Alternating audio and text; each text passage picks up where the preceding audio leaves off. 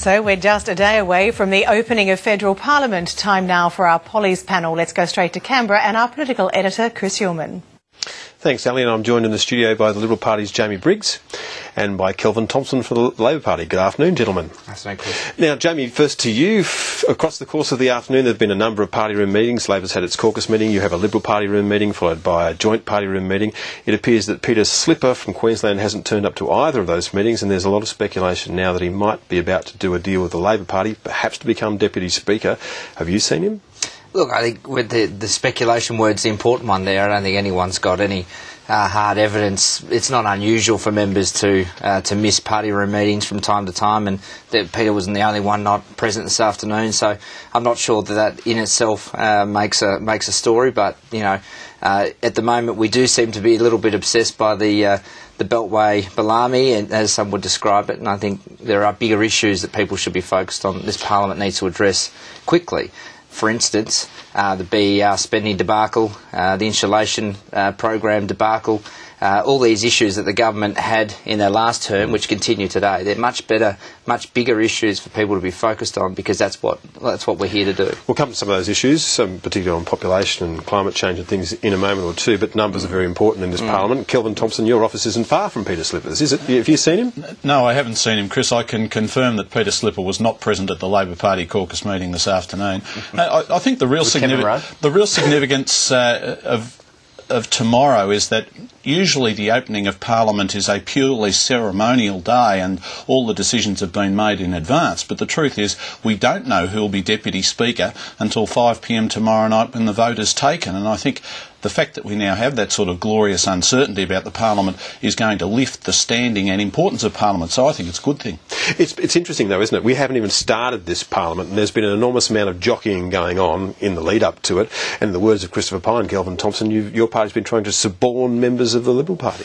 Well, I think Christopher Pyne's getting overly excited. The truth is that people are entitled to stand for positions for Speaker, for Deputy Speaker, and for other positions.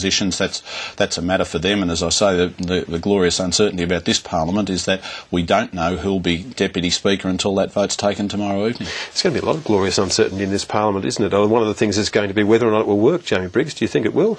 Well, look, of course the Parliament is the government's responsibility to make it work. We're there to hold the government to account. The government's formed an executive, and they need to now go about governing the country. Now, it is our job to make sure that what was an extremely bad government in the last term doesn't continue to be that bad a government, or if they do, that we indeed hold them to account. That is our job, and that's what we'll set about doing. Tony Abbott's made it very clear that on that basis we will ask questions of the government in relation to all their policy errors, including their deals, their secret deal before the election with the Greens to introduce a carbon tax, which of course the Prime Minister explicitly ruled out prior to the election. Now we see is becoming part of the Labor Green deal. Kelvin Thomson, how easy is it going to be to get things through this Parliament? Well, clearly it won't be easy, Chris. The government doesn't have a majority in either the House of Representatives or the Senate, so we won't be able to do anything unless we can persuade some other people to agree with us. Persuade the Liberals, persuade the Greens, persuade independents. So that won't be possible unless we can get that additional level of support. But I think that's quite a good discipline. I think the Australian electorate expects all of us to make this Parliament work. They don't want to see people trying to go wrecking or spoiling the Parliament. They want to see it function effectively. They voted for the members of Parliament that they have, and so given the outcome that they've got, they will have a legitimate expectation that we will do everything we can to make this Parliament work. Right, Jamie, you said before that we're looking inside the Beltway with a Deputy Speaker and Speaker. Let's move outside the Beltway. People are clearly concerned about climate change, and today the government's brought down its multi-party committee on climate change. Its one task, it would appear, is to put a price on carbon.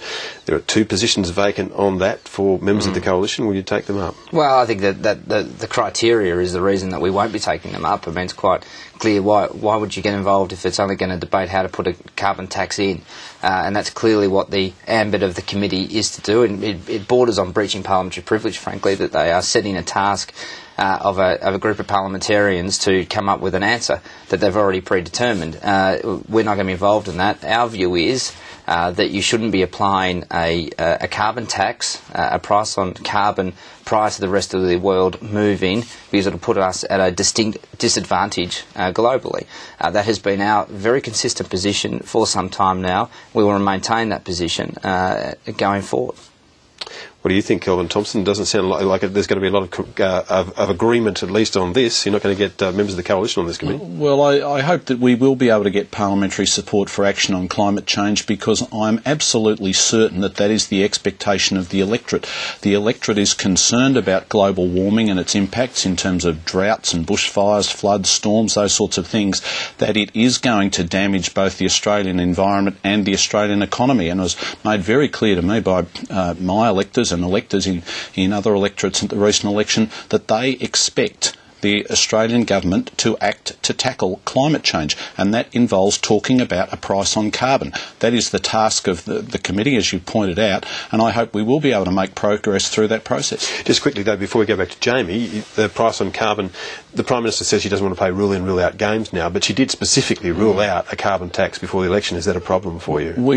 We were not elected in our own right, Chris. We've got a hung parliament. We've got to deal with Greens and Independents and others who've made it clear that they expect to see a price on carbon. It is the expectation of the Australian people that we will act to do something in this area. It was quite clear when we walked away from the carbon pollution reduction scheme at the end of last year that we suffered a very substantial drop in support in the polls, and I think that translated into a loss of seats at the last election. So it is clear that the Australian people are expecting action on climate change. That's a message they make clear to me, and so I think it is our task to try and achieve that.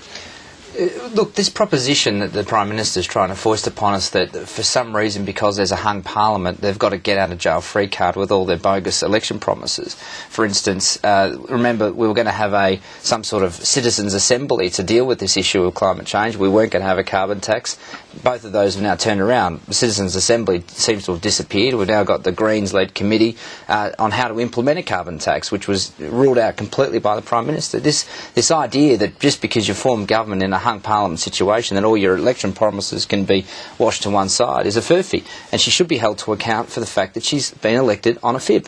All right, just looking at election promises, both parties went to the election talking about population and to try and find a more sustainable population. There was a similar argument coming from both sides. Kelvin Thomson, it appears that the Treasury doesn't agree with that at all, that we are heading towards 36 million people by 2050 no matter what. Well, we head to 36 million by 2050 if we have net overseas migration of 180,000 a year between now and then. That is a matter for government to decide. I've expressed the view, Chris, before that we should not be doing this. What we should be doing is seeking to stabilise Australia's population, and I believe that we could do that if we produced a net overseas migration outcome of 70,000, which is the kind of outcome we used to have back in the 1970s and 1980s, rather than the way that it's ratcheted up well over 200,000 in recent times. One of the interesting things about the Treasury projections is that if we had no net migration at all, Australia's population would continue to grow, another 5 million between now and 2050. So this idea that unless we have massive migration that the Australian population is somehow headed for collapse, that is a myth, and the Treasury data reveals that to be the case. Well, look, I think on this issue, and in fairness to Kelvin, he has had that position for some time. However, the Labor Party have not. They were holus bolus, except for Kelvin and a few others, behind Kevin Rudd's Big Australia last year. Tony Burke, when appointed that minister, didn't disassociate himself with those comments from the Prime Minister until they got their focus group research when the new Prime Minister took office after knifing the old Prime Minister in the back. And then they decided that they were going to have a new, not so big Australia, in Julia Gillard's words. Our position has been, let's have a look, the Productivity Commission have a look at what is sustainable each year to give consideration to some of those views. We know state Labor governments have failed to implement the infrastructure needs in states like South Australia, where in my area at the moment there's a major debate about this issue. So we said, let's have a look at it, a good hard look at it. You can't trust Labor on population, just look at the migration policy at the moment. All right, gentlemen, in the 1 minute that we have left, the one thing that the entire population of Australia is actually interested in at the moment is is, why wouldn't Australian rules play extra time in a grand final? Explanations, Kelvin? That seems to me to be very out of date. I think we do need to have extra time at a grand final. I think people want a result on the day. They're entitled to get one. I think the footballers are entitled to get a result on the day. I think it's hard on them to make them come back a week later. I'm with Mick Malthouse on this. I'm a traditionalist. This is a great thing. Lee Matthews said on Sunday that it's like having two Christmases for those of us who love the greatest game on, bar cricket, of course, in Australia. It's not like a second Christmas if your side loses, though. Anyway, look, gentlemen. Nice for mine to be there. Gentlemen, thank you. Thank you, Chris. Thanks, Chris. Well, let's get the real sports news now.